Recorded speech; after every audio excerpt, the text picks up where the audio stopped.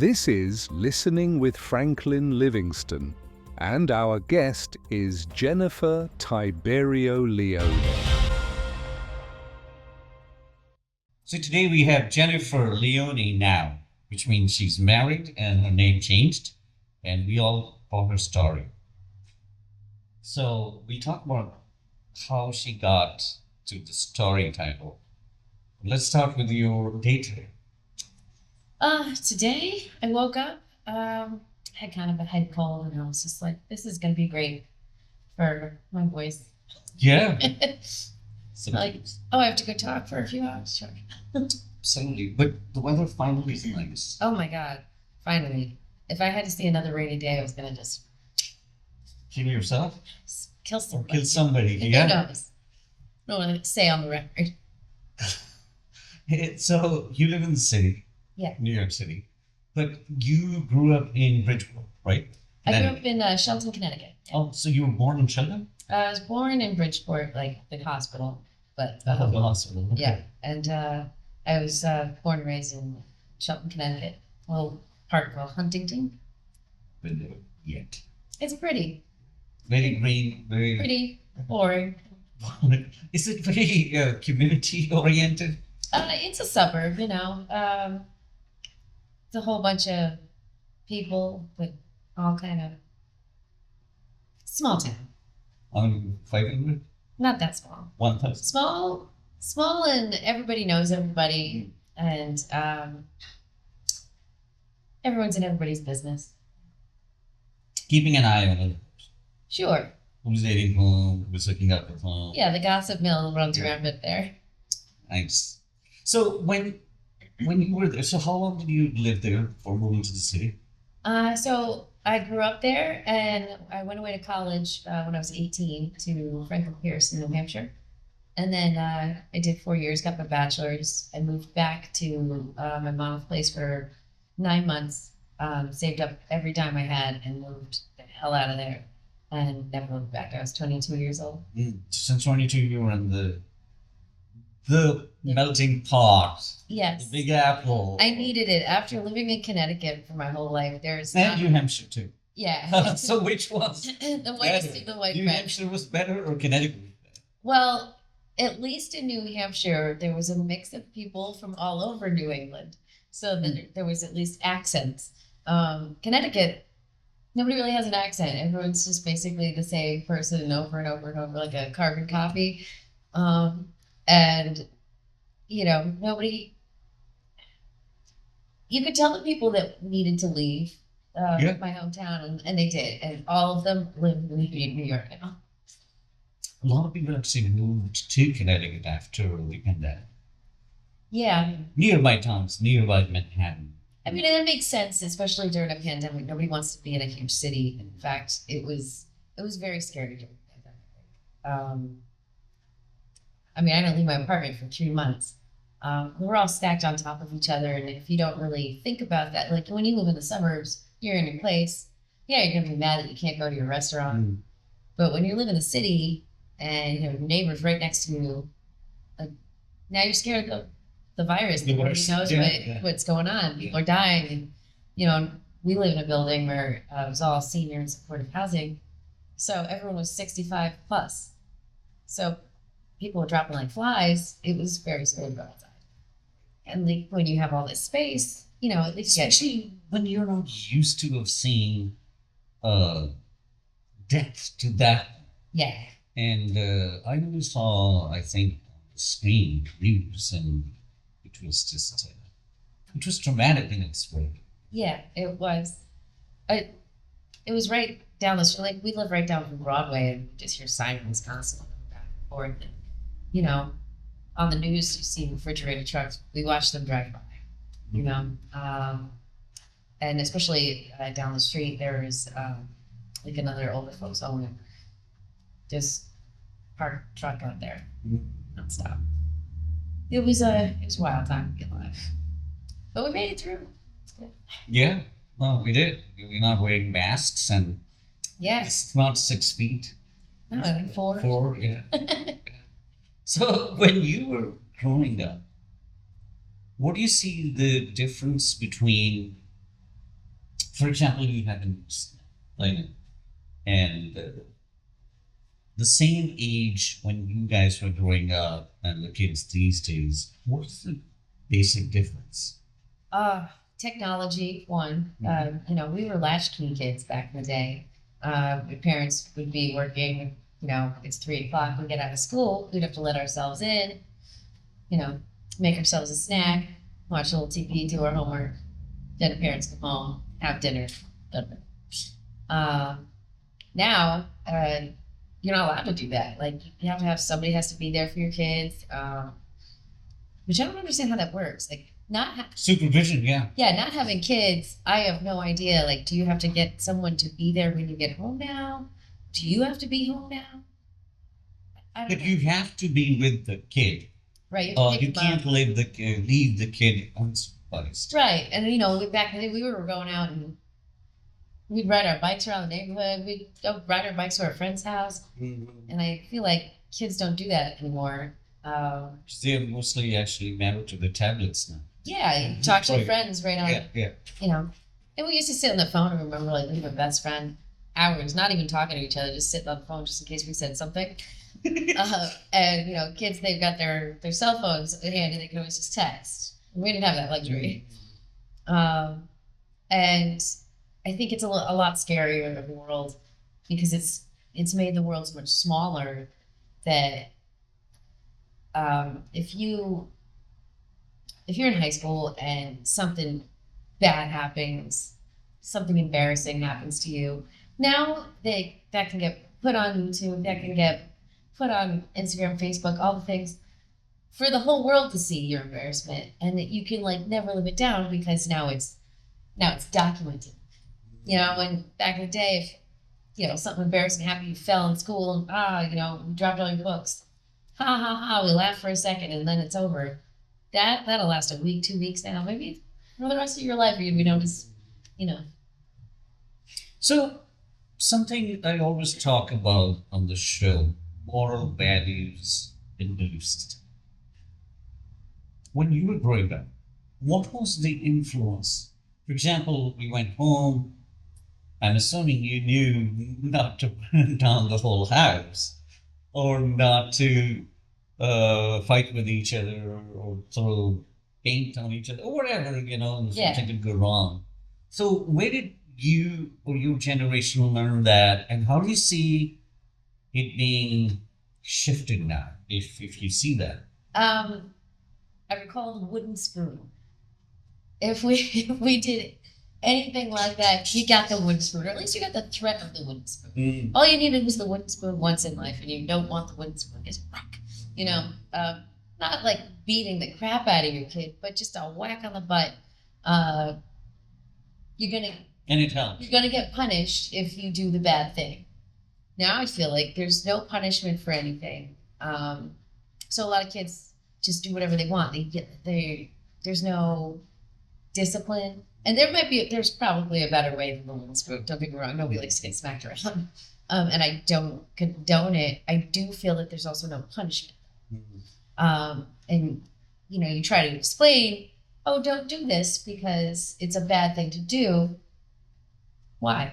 Why is it a bad thing to do? Like, because it's wrong and you shouldn't do it. It makes this happen. But if there's no consequences to doing the bad thing, then why not do more bad things? That being said, there's putting moral value in everything. Teaching why being a good person is a good thing, as opposed to teaching why being a bad person is a bad thing, I think is a very different lesson. You know what I mean? No, say more about that. So if you focus on positivity as opposed to negativity, you're going to get more positive results. It's kind of been a proven thing. I know in my life it has. And people think like everyone's brain works differently and how we're wired is different. Me and my sister are two night and day kind of people, right? So I like to think of things in a positive light. I remember the positive things that have happened. My sister always finds the negative in everything and remembers things negatively.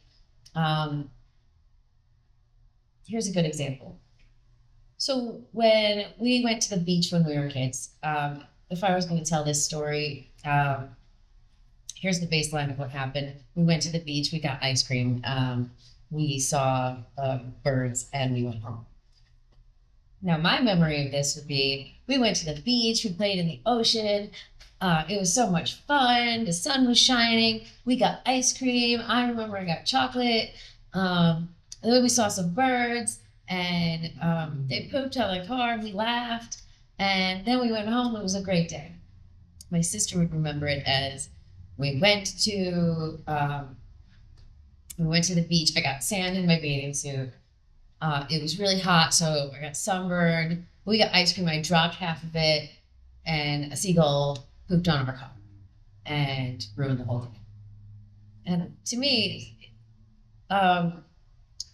when you have the difference in like how somebody perceives something, you want to like try and shift somebody who has negative thoughts to more positive, and the person who's got positive thoughts, you're already on a roll.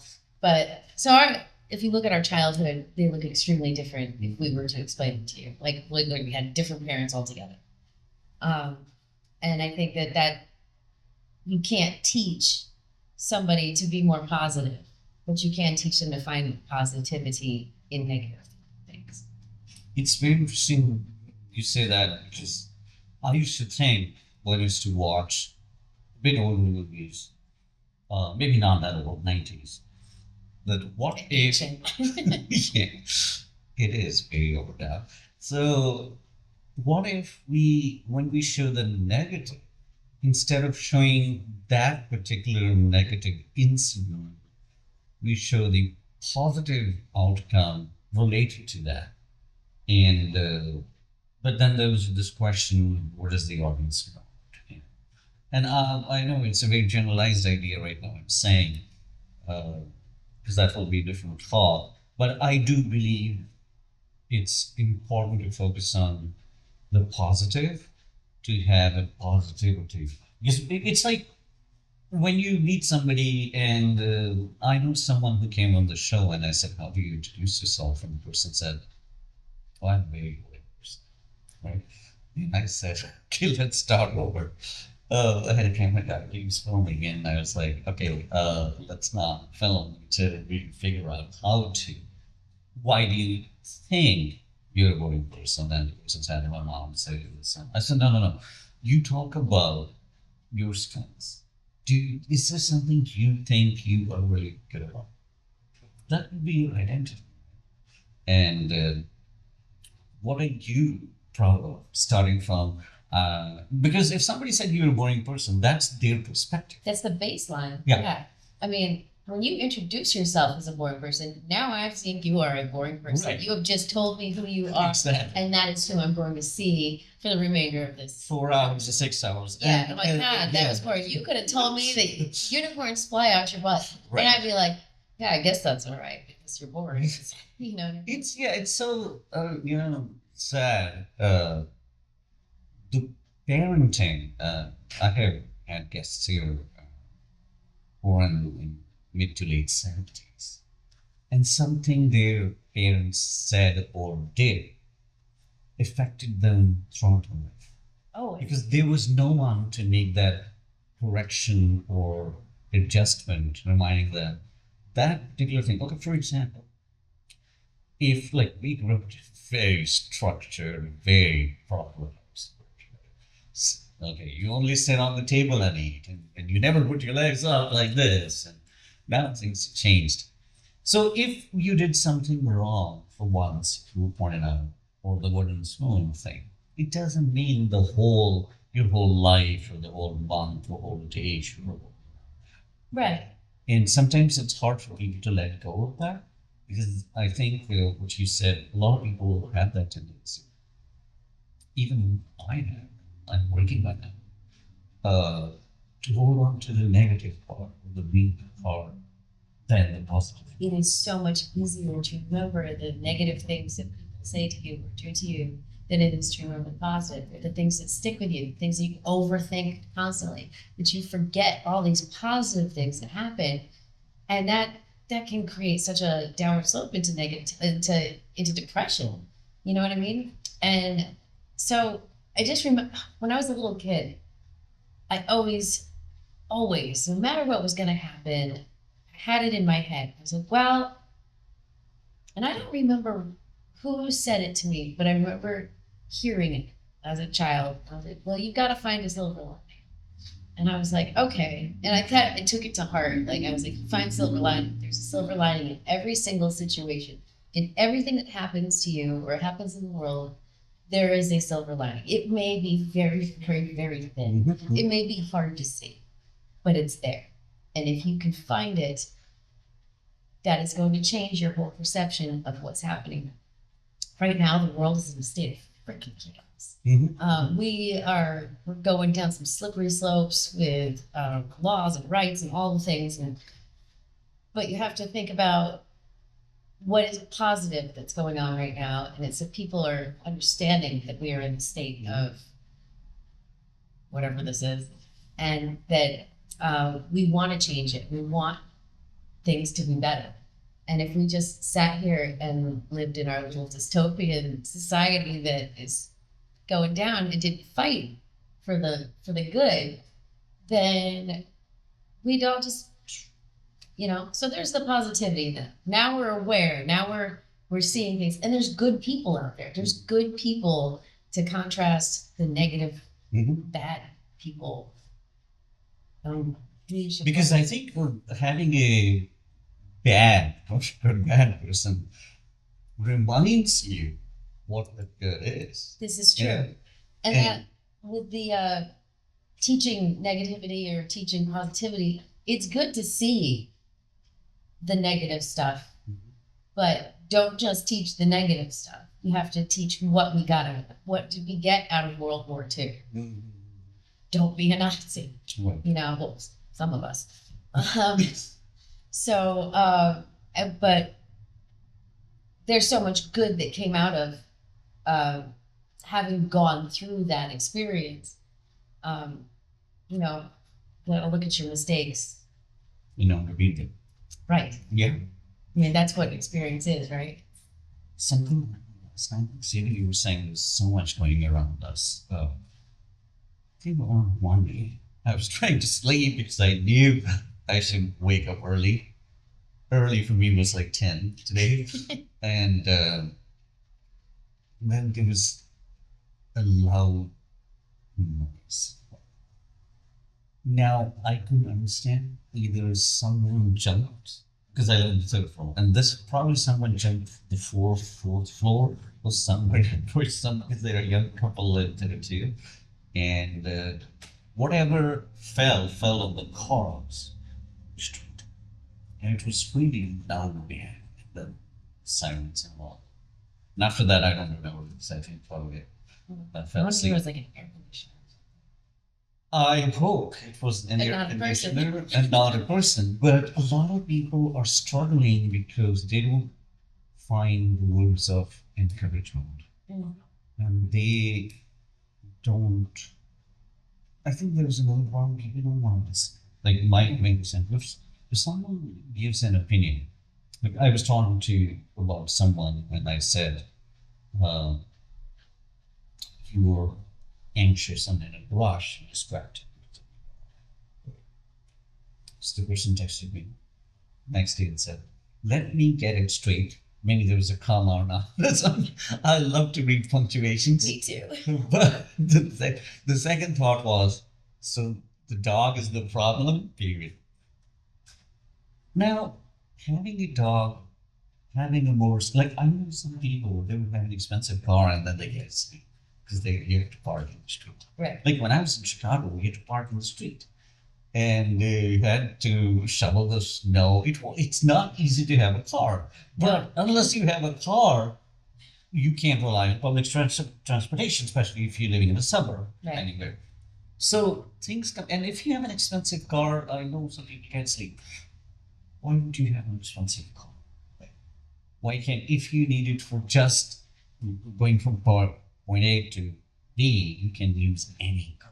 Expensive. Same thing if you are struggling with anxiety, or if you can't pay off your bills, and then adding someone else to your family, even if it's a dog, it's going to require time and energy. And if you can't pay anyone to dog sit, I think it's a problem, right? You should. It's not fair to the dog. Right, yeah.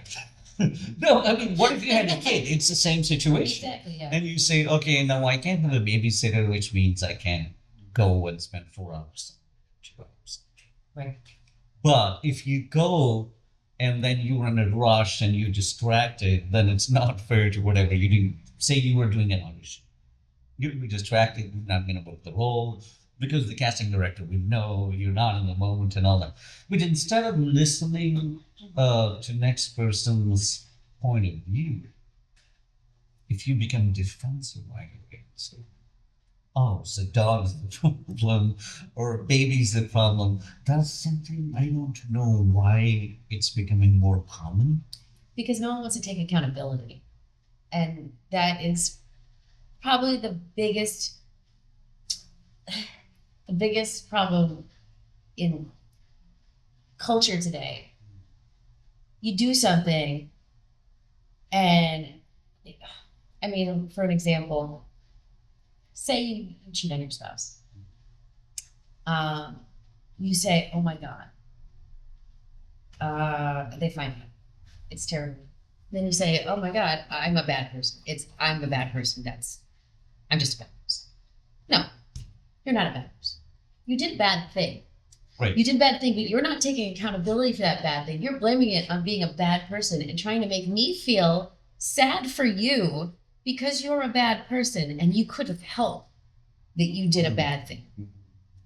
Take accountability for the bad thing that you did instead of blaming all the other things around you. Like, oh, my environment. Oh, my parents. Oh, I was drunk. I'm drunk. Oh, I was drunk. I was just kidding. Take accountability. Did you hurt someone's feelings? Apologize. I'm sorry I hurt your feelings. I said something out of line. Not, well, you're too sensitive. That's not taking accountability, and that's not an apology. And our culture today, I don't think there's so many things that we're like, oh, well, you can blame this. You can blame this. Kids today don't take accountability for their bad actions. They don't take accountability for, I say kids, I mean, everyone. This is everyone. But one of my very close friends, she's maybe mid-30s now. And she said her therapist would advise her to be so, I don't know what's the word, selfish. For example, something happened and the therapist said to her, tell that person it's their problem. So the idea of accountability that we are, for example, we work in movie, and it has happened several times. Cast will drop out on the project, and they will say, "I'm sorry about that," without really feeling. And if you try to negotiate, and they'll say, "Oh, that's not my fault." It's very commonly used. Absolutely. This is why everybody cancels on plans. This is why it's like, oh, well, be selfish for you. And I understand, you know what? Yes, there's a difference, though, in taking time for yourself and making sure that your mental health is good. And then there's also put yourself in someone else's shoes for a minute, because I think that people forget that too. Like, for a great example, I went to a bachelorette party last night that I really was struggling to leave the house about. I was tired. I'd worked all day, and I'd gotten up at like 4 a.m. and like getting emotional thinking about how tired I was to go to this party. And I had plans to go to a 9:30 thing, and this thing started at 10:30 at night. So I'm just like, you know, and at my age, 10:30 is late. So It's not 8. It's just like we wake up early, we do warm ups, and then we title. yeah, and so if you 4 a.m. and I tried to take a nap in between, my dog's just pawing at me. I'm like, hey, Mom, okay, we're taking a nap. But I just hadn't had a lot of sleep, and I didn't want to go, and um, I had already canceled my 9:30 thing, and I'm in the covers on the couch, just sitting in my underwear with my dog, and I thought to myself, I was like, this is her bachelorette party. She invited me. There's a table reserved. I would be an asshole to not do this. I mean, I don't even know if it mattered if I was there, but I feel like if I promise somebody that I'm going to do something, I'm going to go through with it because I promised you. And if I was on the other end of that, and I have been so many times, if I was on the other end of that and I was sitting there expecting people that said that they were going to come to my thing and they didn't show, I'd be upset. And it makes you think, what does anyone actually care about me? And I don't want anyone to feel that way because I have this, and maybe I'm a people pleaser, but I have one rule in life. It's one major rule that I try and stick by as much as possible over everything else. It's you learn it in kindergarten, the golden rule. Treat other people how you want to be treated. I live by it, and I know that I have screwed up with it. Definitely, um, I've definitely screwed it up, but I try my hardest to do that and to live by that. And I think that if everybody did that, everyone took the time, even it doesn't matter. But, oh man, well, I don't want to do this because it's inconvenience to me. But how much are you inconveniencing the person that you said that you took the thing for? And show up to the thing. Be a good person. Help people out. It's not hard. And even though, I'm so glad I went last night, even though I got there, I was tired. I had my one cocktail, and she was, thank you so much for being here. And I felt good that she felt good, and it made it so much more fun to have a bigger crowd. And I don't regret doing it. When I got home, I slept.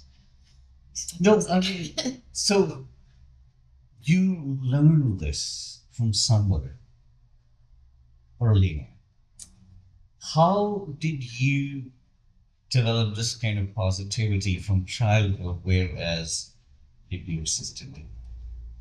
And what if she watches this? So I think my sister had a harder time in school than I did. She got held back because of her age, in I think it was kindergarten. And so she was like a little more advanced, until she was bored. And so they took that as that she wasn't smart because she didn't want to do the work because it was boring to her. And so they held her back a year. And then the kids made fun of her because she got held back and so on and so forth. And then she got a little awkward, and she's she's always been a little awkward. I love her to death. She's wonderful, but she's a little socially awkward. But that's her. But the kids made fun of her for it, and then that just adds to your personality as you get older. And when you get negative all the time, you're either gonna take that negativity and take it to heart, or you're gonna take that negativity and do something with it. So when I got into school, I just wanted to learn. I was there, I was super excited. I wanted to be in front of the class, raise my hand all the time. And she was back in class shy. So my experience, even though they called me Kelly's sister, Kelly's sister, and I was a little tough punk, and I think it's because I watched these kids be mean to my big sister. And I was like, I'm not going to let them be me. So I fought back a lot, even though I bullied, but she didn't know how to fight. So I think that environment stuff, along with how she thinks, added to her negativity, and I took the negative things in life and found the positive in them to push through and be stronger in that. So I think that's where that came from. And we went to church when we were younger. Went to a Lutheran church, and I think one of the baselines of that religion is the golden rules. You know, I think Jesus or something like that. Be nice to people. Then we killed them. But it's a baseline. Just treat other people how you want to be treated. Be a good person, and not for any reason other than being a good person. Like, I don't think that you should look at life like, oh, I have to be a good person or I'm going to go to hell. Mm.